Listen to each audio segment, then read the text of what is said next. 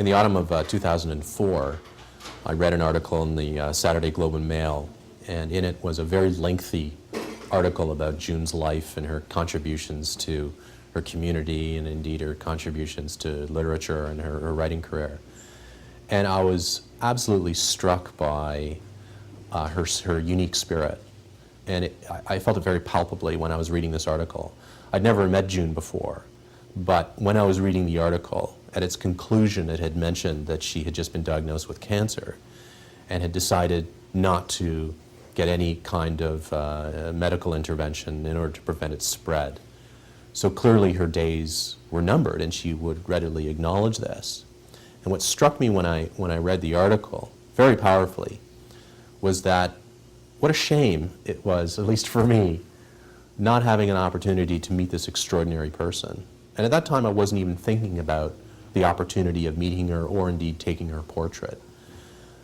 But as I read this article, I thought, I wonder if there is a way to meet June Callwood.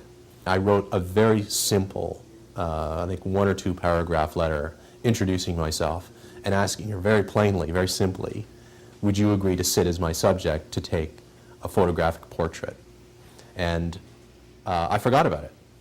Honestly, I thought it was a complete long shot. And several weeks later, in the mailbox, came a small note, typewritten, so using a typewriter,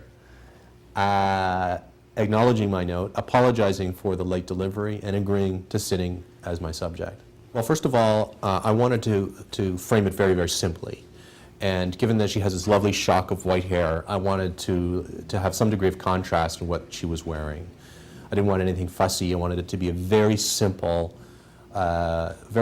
portrait, just a gray kind of neutral background, really to emphasize her extraordinary face and her hands. Those are really the 2 things that I wanted to focus on.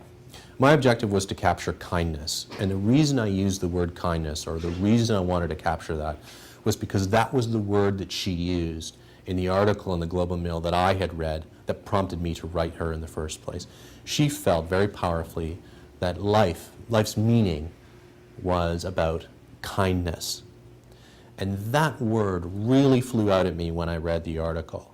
And now, I didn't tell her what I was after when I was taking her portrait, but I wanted to steer her towards that place where even for a fraction of a second, she would reveal that sense to me.